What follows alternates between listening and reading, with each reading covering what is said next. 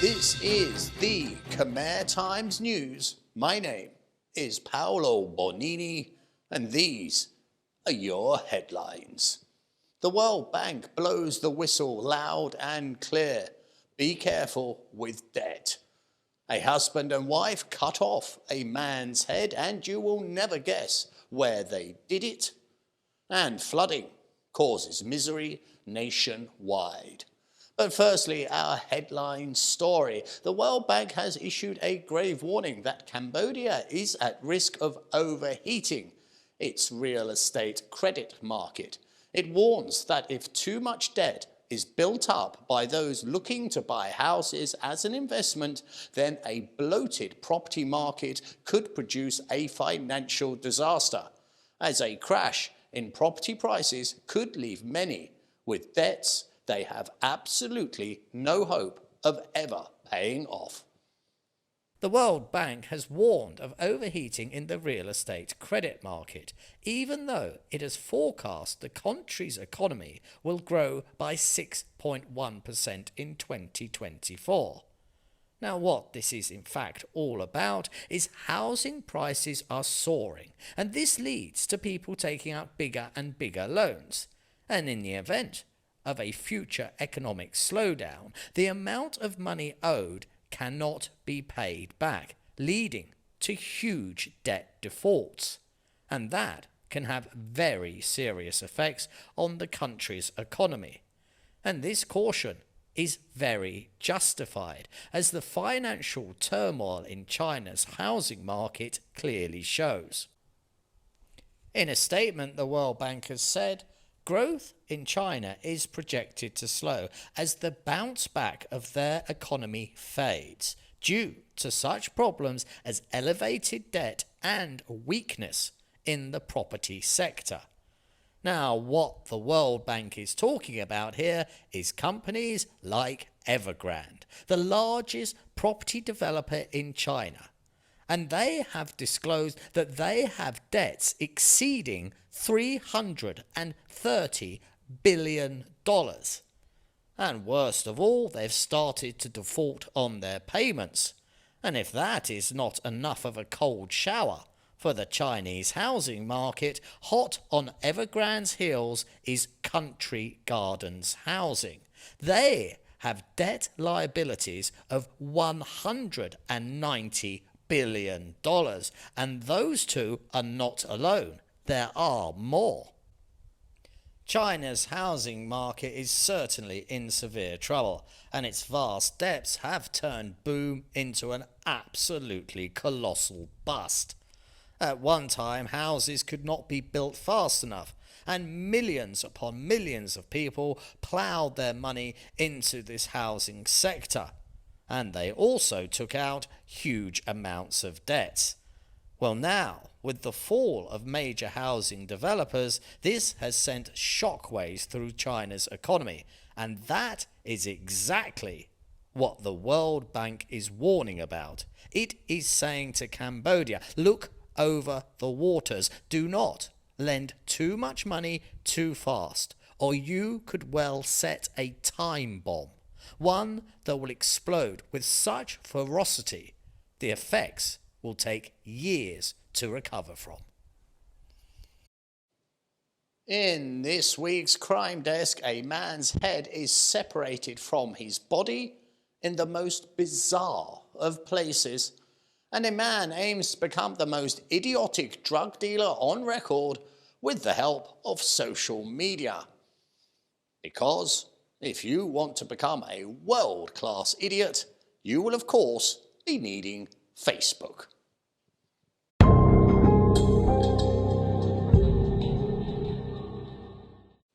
Now, there are some really gruesome crimes, but I think this one has to be one of the absolute worst, and that is beheading someone.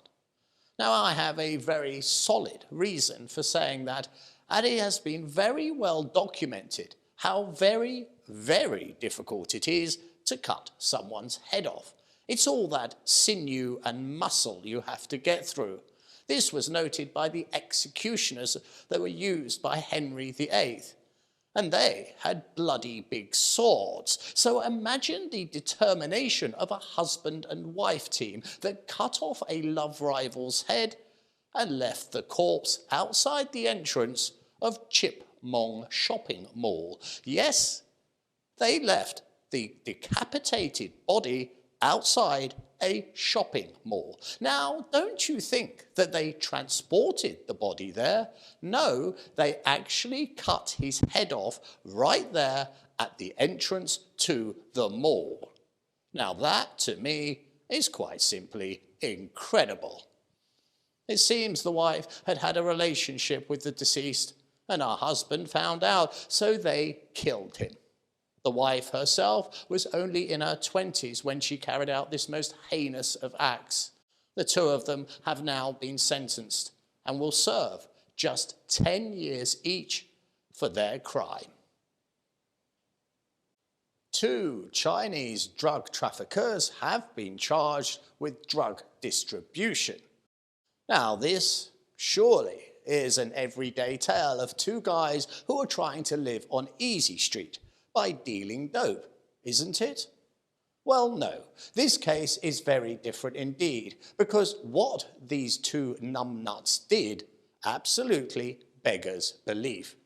It is in fact worthy of a multiple choice question, so please do join in and try and guess how idiotic they were.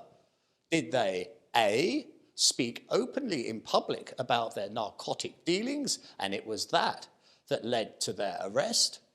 Or is it B, they left the front door open and someone found the drugs? Or could it by chance be C, to sell their pills, they videoed their entire illegal narcotics operation and then, quite unbelievably, posted these videos on Facebook and other social media platforms, letting the whole world know that they were dealing pills. And then, to the surprise of absolutely nobody, they got busted when a member of the public showed the videos to the police. Well, if you guessed A or B, you clearly have no idea how comedy works, for it was C. The 2 men, in fact, were arrested and discovered with thousands of pills, and they were trying to sell them utilizing social media. And when the police strolled in, I guess they were actually surprised. Well, at least somebody was. There is grave concerns, as there are more than 40,000 backlogged court cases in Cambodia. And the Justice Minister has very serious concerns that this backlog is cleared with a level of urgency before the judicial system is drowned under its own administrative process. In response, a spokesman at the Ministry of Justice said this week that they will be attempting to reduce this mountain of legal paperwork with out-of-court settlements and mediation between parties, so cases don't necessarily have to go to trial. As at this point you may be thinking, this is one of those stories that does not affect you, for you are law-abiding. Well, listen on, as in fact, this problem directly affects each and every resident in the entire kingdom, no matter who you are. In a statement this week, the Ministry of Justice spoke of the 40,000 backlogged court cases, saying the problem is there is currently not enough people in the judicial sector to process the number of cases we have. Especially, there is a shortage of judges. At current, there are 605 judges and prosecutors and 3,000 plus court officers, and they are very much swimming against the tide, as the number of criminal cases is increasing by up to 14% year on year. Last year, there were 152,000 cases registered, and an increase of 14% on that would mean an additional 21,000 cases the following year. And it seems at the heart of the problem may well be the resolution rate of these cases. Out of the current court cases, only 70% were initially resolved. And looking closer, we see that the Phnom Penh Municipal Court resolved only 66% of their cases. And that percentage falls even further with the Appeal Court, as only 55% of their cases found a conclusion. And with 40,000 cases awaiting trial, these numbers do mean longer delays. Now here's the thing. Why should you care? Well, seeing as you're a law-abiding citizen. Well, imagine. You are detained by the police and being held in jail pending trial. Well, that pending may well become a very long stay indeed, for the courts are overflowing, which means the prisons are of course directly affected. And keep in mind that prisons are notoriously expensive things to run, as are courts, and they are a huge drain on a nation's budget. And who pays for all that?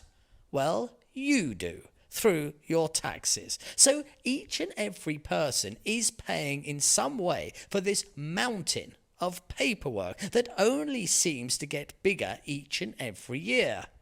And in doing so, it slows down the wheels of justice and weighs heavily on the country's economy.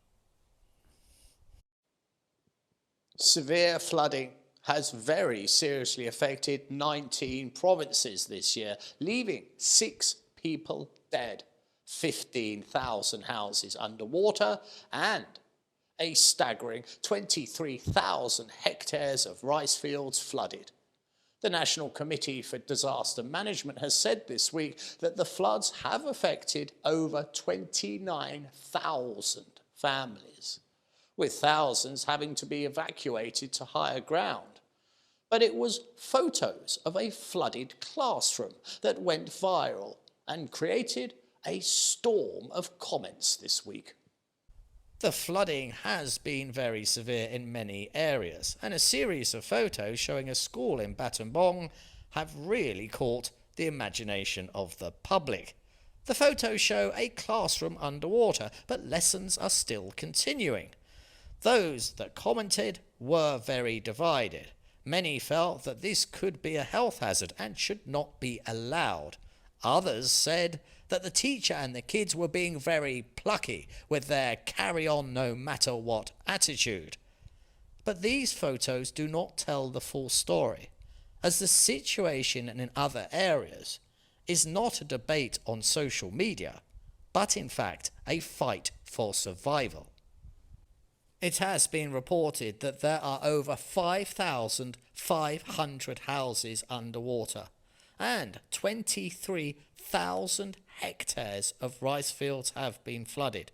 The cost runs into the millions. Hundreds of families have been evacuated. And the government's disaster relief agency has noted in Kampong Tom province alone, over 6,000 families were severely affected. In Pasat province, another 3,500 families were displaced.